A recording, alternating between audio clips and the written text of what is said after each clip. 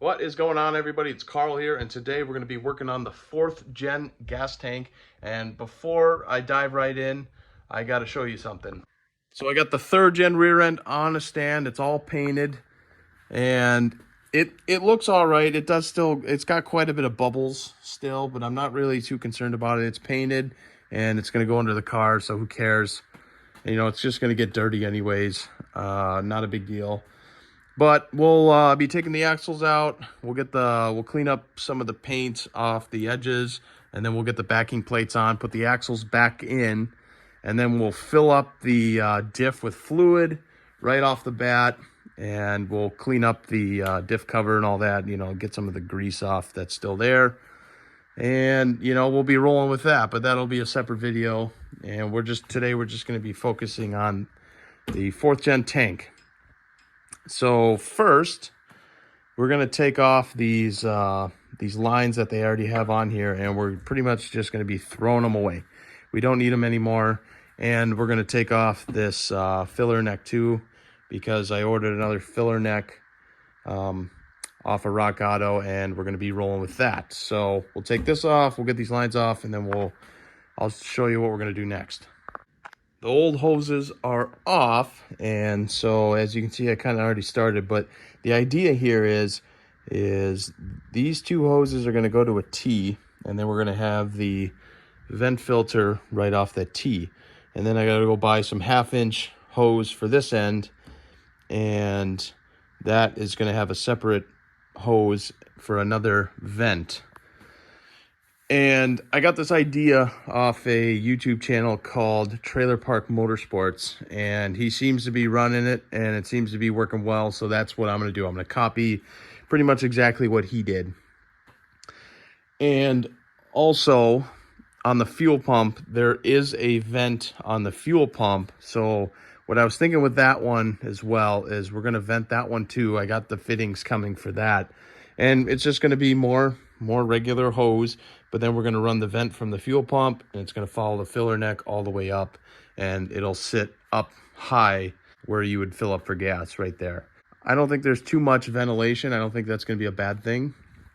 I think it's going to work well. I mean, I probably don't have to run it right off the fuel pump, which I may decide not to do that. You know, I don't know. I haven't really decided yet, because it technically on the fuel pump, it does have a plug in place that you can just leave there if you don't need to vent it that way.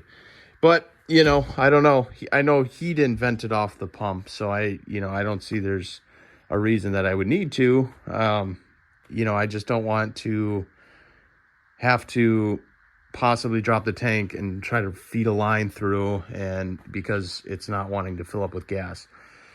But again, I'm not really sure, so you know, we're just going to roll with this. So I got to run to the hardware store and get some brass fittings. I guess I didn't realize I didn't have any, which is unfortunate. But yeah, we'll get a T fitting here, and then just a regular male to male, so we can connect the hose and one of the filters. So this is what I was thinking when I'm saying I want to vent the tank, right? So we got both 3/8 fittings to 3/8 hose, and then a 3/8 T, brass T to the filter, right? And then we got 1/2-inch hose to the filter with a 1/2-inch male and male end. So these are covered, they're vented, right? So now when we put the fuel pump in, I am gonna run a vent off the port from the fuel pump up and follow the fill spout, and that's where it's going to be vented there too. So this tank should be pretty well vented. There should be no problem when trying to fill up with gas or anything like that. All right, next I got my Holley fuel pump here. So what I'm really just going to do is just get it sitting in the tank. I don't have the lock ring yet, so I'm just kind of reading up what I may need for things out of here. It looks like I just got to put the filter sock on, and then I can push the pump at least in the tank, and then we can get it sitting where we need it to sit for right now. And then once I get the lock ring, I can lock it up.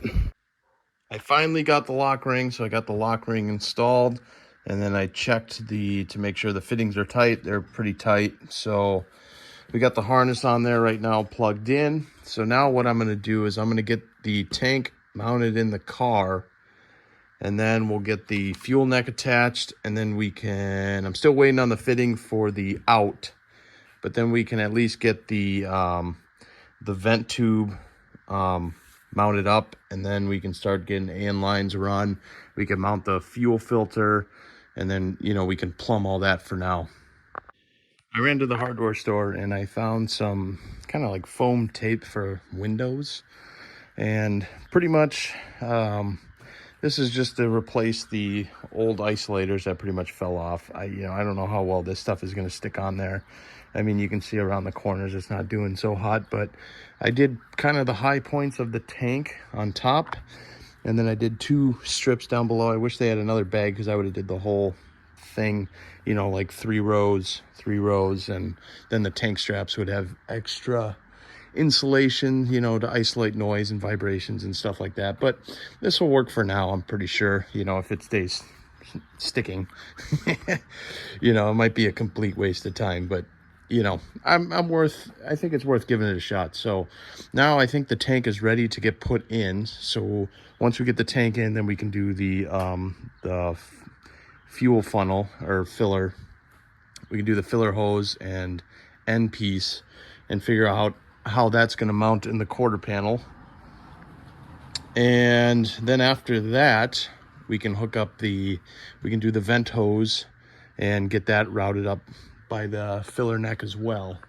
The tank is in, and I'm actually glad I did get that foam because I can see it's really tight up in here, and just feeling around, there's some points where the plastic gas tank would be almost touching the metal. So this is actually a good thing we did this, because now that's isolated, we're not going to have noise, and I'm pretty happy with it.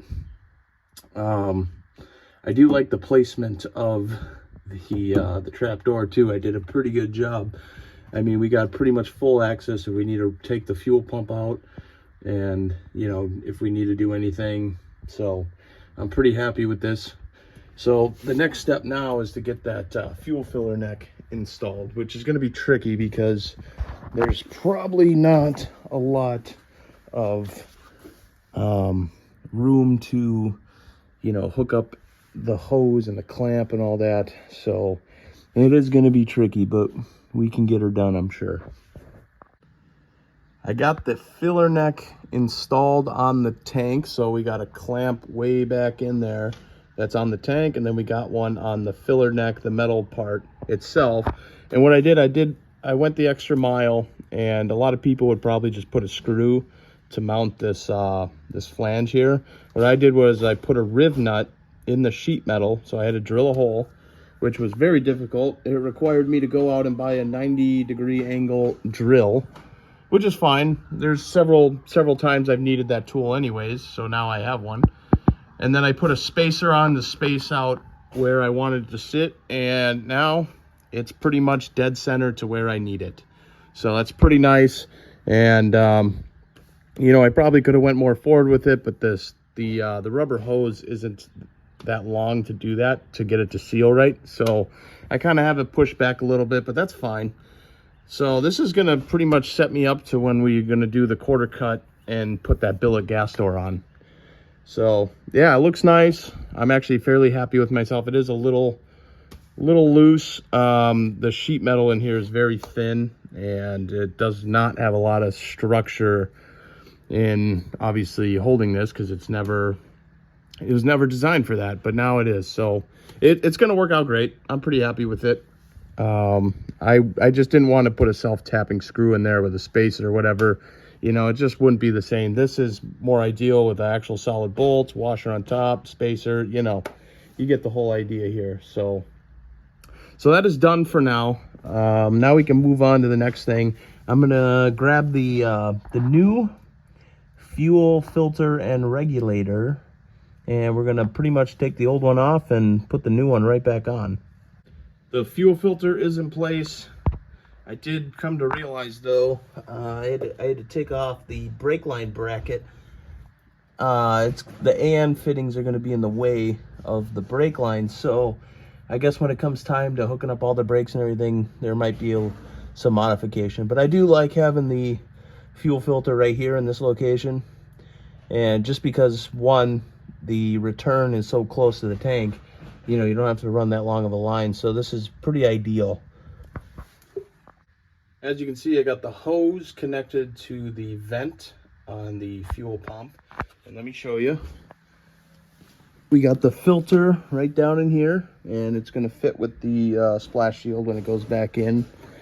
And the only way I could route the hose is I had to go from, if you can see right here, I had to go wrap around the front and go up through the center there. That's the only way to do it, which is fine because there's going to be plenty of room right above that. I can run the return line and the feed line right to the fuel regulator right over that, and we'll be good to go there. So I am still waiting on for the fitting for the feed line. Supposedly it's going to be here in the next day or two. I'm not really sure though. But this video is getting kind of long. I did get a lot done. So thanks for watching, everybody. I'll see you guys in the next one.